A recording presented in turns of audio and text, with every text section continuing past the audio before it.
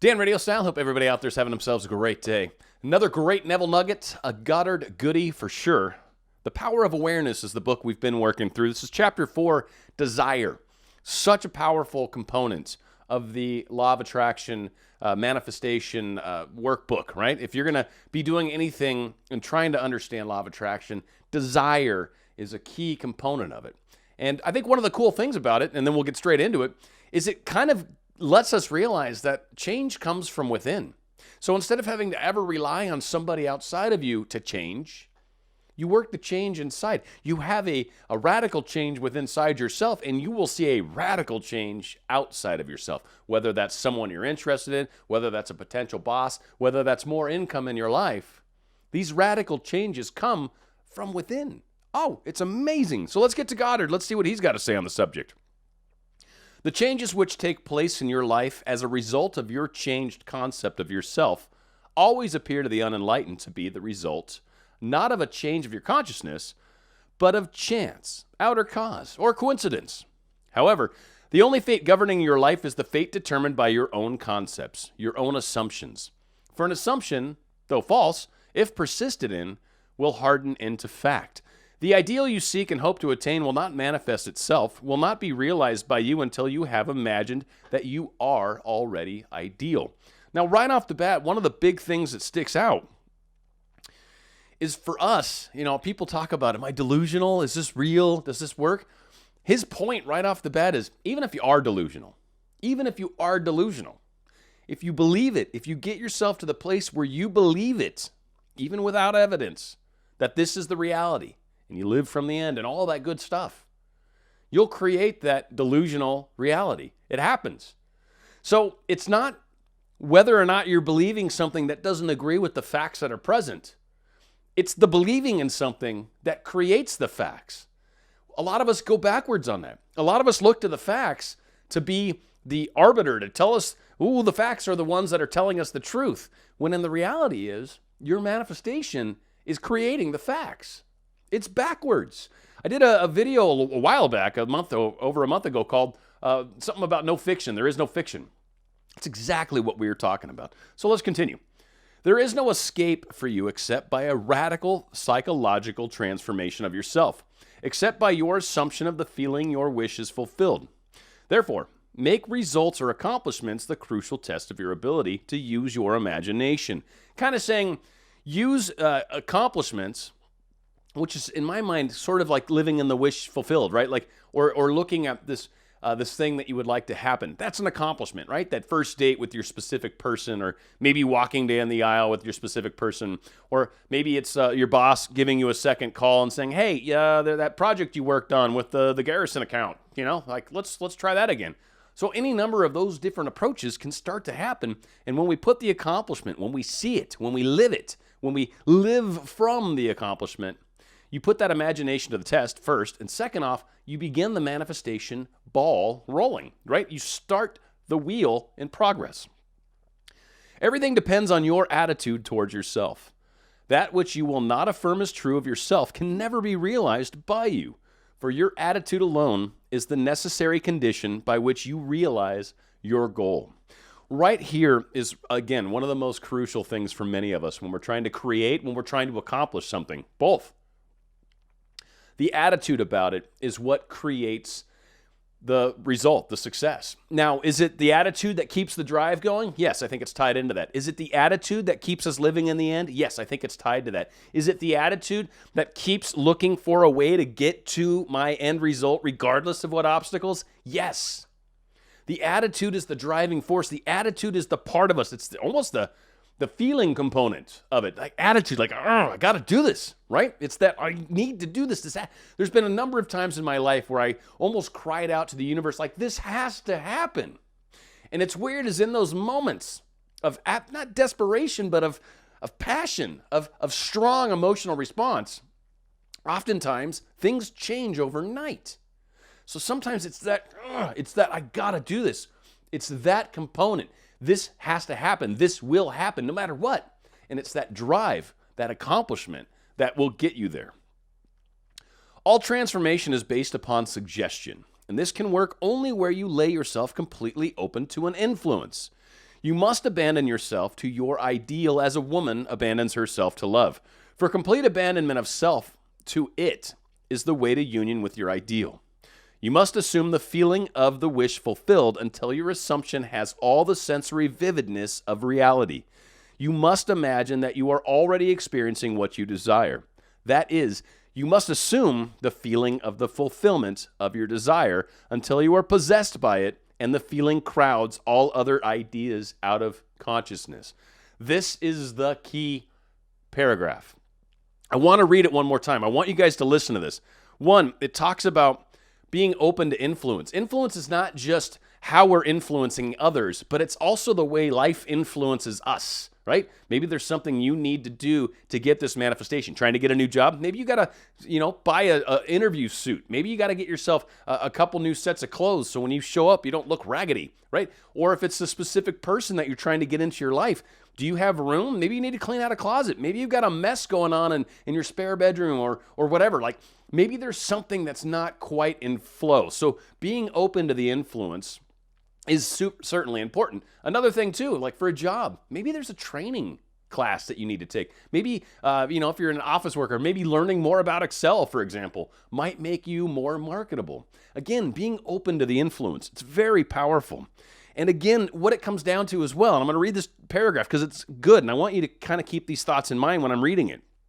The other side of it is getting yourself to the place where when you live it in the wish fulfilled, when you're imagining, all 5 of your senses are there. They're very acute. They're vivid, in fact, is the word he uses.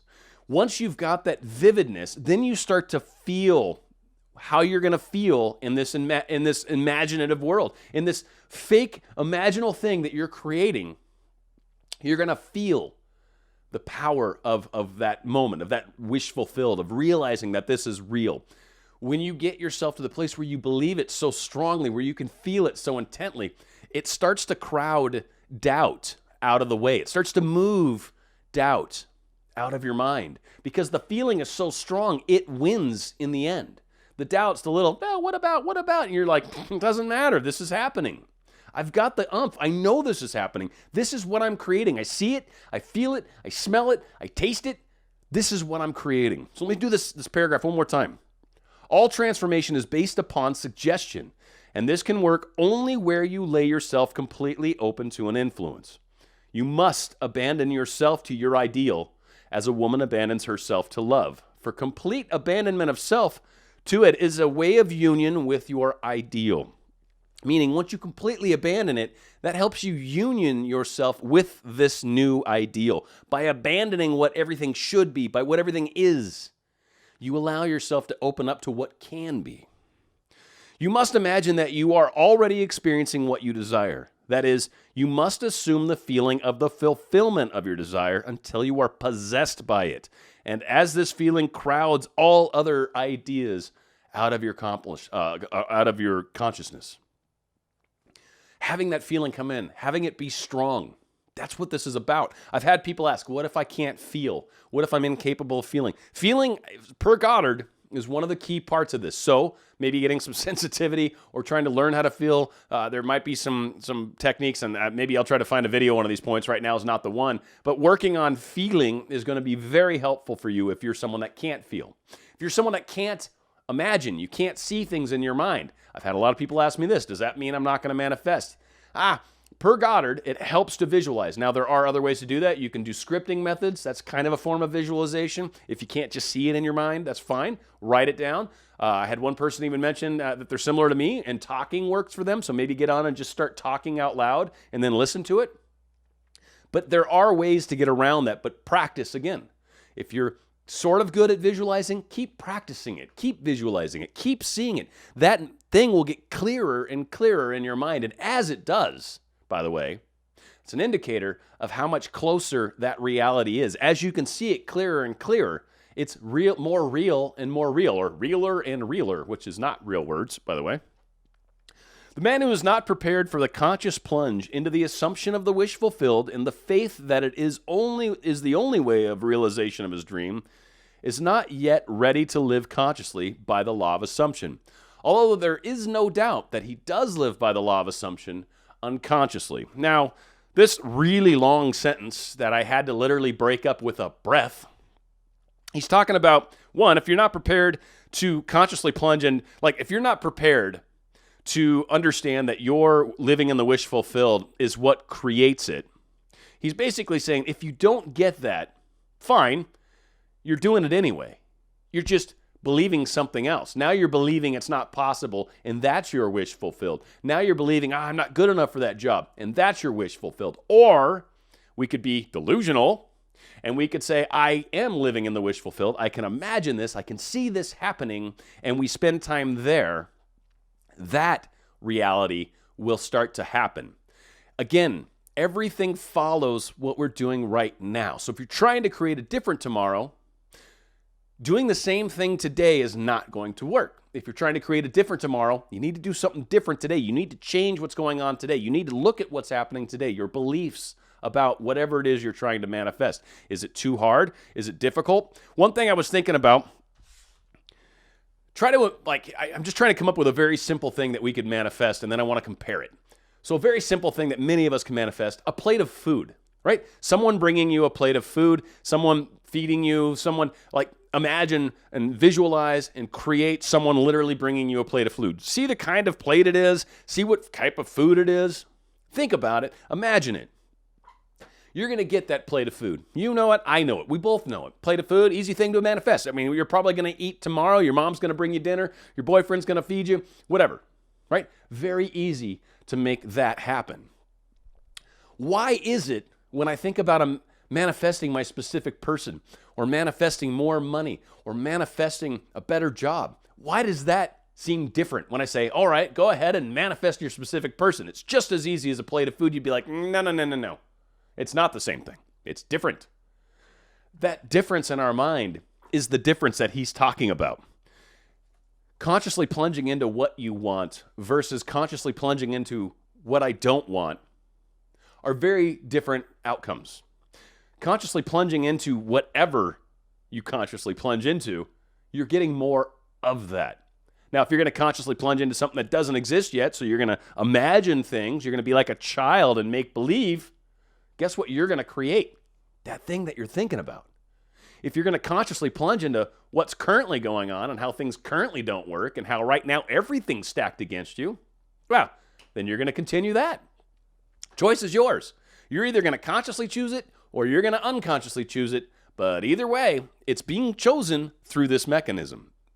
But for you who accept this principle and are ready to live by consciously assuming that your wish is already fulfilled, the adventure of life begins. Goddard nails it. Beautiful.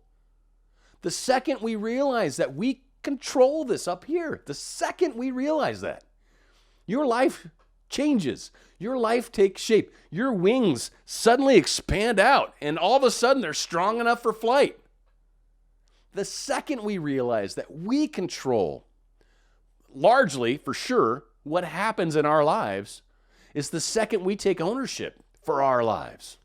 Something you want to experience, it's yours. It's yours to get. It's yours to, I'm doing this. It's yours to get that umph. Remember at the very beginning, that emotion. It's yours to consciously grab this and live it and live in the wish fulfilled. Lastly, if you do not believe that you are he, the person you want to be, it's a capital H-E, and it's not necessarily the God version of he, but the ideal of ourselves, the capital version of ourselves, then you are if you do not believe that you are the person, that this ideal, as we're talking about, if you don't believe you are that person, then you remain as you are. Through the faithful, systematic cultivation of feelings of the wish fulfilled, desire becomes the promise of its own fulfillment. The assumption of the feeling of the wish fulfilled makes the future dream a present fact. Through the faithful, systematic cultivation of the feeling of the wish fulfilled, desire becomes the promise of its own fulfillment. That sentence alone is awesome. So let's just break it down. Through the faithful, systematic cultivation of the feeling of the wish fulfilled, which means I've got to feel it. So living in the end, in the wish fulfilled, I've got right now what it is that I want. New job, my specific person, new money, income, whatever, right? I just won the lottery. It starts raining money on me wherever I walk around. Like, that's my wish fulfilled. What does that feel like? Think about that. Imagine you have what it is that you're seeking right now. If you have it right now, what does that feel like? What do you feel? I don't mean I'm in love. No. What does it feel like? Again, good example, trying to get my specific person. If I'm someone that's not in a relationship yet with my specific person, and I imagine what it's like to live in that wish fulfilled, well, one of the things is going to be, I'm going to be happy, I'm going to be content. I'm certainly not thinking about how I don't have a girlfriend. I'm thinking about, what are we doing together? What are we going to have to dinner? What are we going to do this weekend? What are we going to talk about when you get home? I miss her. What other crazy stuff are we going to do when you get home, right? Like, living in that wish fulfilled, that's the feeling. It's not that, I love him, I'm going to be in love. You're already in love. You're in love even though you don't talk to this person. That's not the problem. Living in the wish fulfilled is, what's it going to be like when I have it? When I have that new job? What's that going to be like when I've got that additional income and I'm walking around with an extra $1,000 in my pocket or $2,000 in my pocket or whatever? What does that feel like? What's that confidence I have when I walk into the grocery store and I look at the price tag and I'm like, I don't care. It's $3 more than I normally pay, but it's what I'm having for dinner. I don't care. It's $3. Who cares? It's worth it, right? It's that shift in focus, that shift in, it's that this is what I can have. That feeling that you get when you live in the wish fulfilled, what it does is it creates a desire. And that desire, as he says, becomes the promise of its own fulfillment. Meaning, once you do this enough times, you get this desire. That desire is that spark inside of you that pushes you no matter what the obstacle is. That desire is what pulls you to your dream no matter where it's at. The desire is what's going to lead you to the door. You got two doors in front of you. Your desire is going to be the one like says, just choose the one on the left. Ah, there she is. Desire will lead you to your heart's content. It is so powerful. So taking what we're wanting, living in the end, getting that feeling inside of us, understanding that that feeling, that conscious connection to our dream is what is going to change our life. And as I've frequently said, and this has happened to me many, many, many times in my life, in one day, someone can pop into your life. In one day, some situation can happen in your life. In one day, someone can quit a job creating a vacancy that you just inquired about. In one day, your entire life can change. So many of us look at where we're at right now and go, oh, hope is lost. I can't do it. Shoot. But that's not true. One thing can change it all for you. You holding on to the dream, you having that desire to keep pushing you in that direction. Trust me, that one thing will happen. Some door is going to open up. Some weirdo is going to walk into your life that's going to have a weird question or have some way to help open a door for you. Something will happen. Desire will carry you through the day. When you live in the wish fulfilled, that feeling, that knowing, that experiencing is going to, one, help create. Two, it's going to help deal with doubts. And three, again, it creates that desire which pushes us to our goals. Allow yourself the chance. So many of us fail by noticing what we're not accomplishing. I hear it all the time. I do this right. I do this right. I'm doing this and I'm doing this and I'm doing this. How come I still can't have him? Because you keep noticing you don't have him. Stay in the wish fulfilled. Keep doing it. I don't care if you don't have him right now. You might not have him tomorrow either. But in 2 days, maybe in a week. Who cares? Wish fulfilled. Stay there. Be delusional. You will be amazed what crazy stuff happens in our lives when we hold true to a thought. Now, if you've wronged somebody, you need to work on that side of it. Being open to influence, very much covered in here. If you need to forgive somebody, I've done my Astral Letters video. I've talked about it a bunch. I'll try to remember to link it below. Also, that There Is No Fiction. I'll link that one below too. There's a lot of things we can do to help when things get rocky. Just because something's rocky doesn't mean it's impossible, but hold the wish fulfilled, deal with the rockiness, maybe get better shoes, right? Get yourself some walking sticks. I mean, I'm just using the analogy. If we're going to walk up a mountain, make sure you're dressed for it. If you've wronged somebody, do some forgiveness, do some astral letters, do some rubbing out, do some revisions, whatever works for you. All these things are passable. Hold the vision in the end. Hold the thing that you want. Hold it. Feel it. What does that feel like when you've got it? Now that I've got it, what does that feel like? Let that desire carry you through the day. Dan, Radio Style.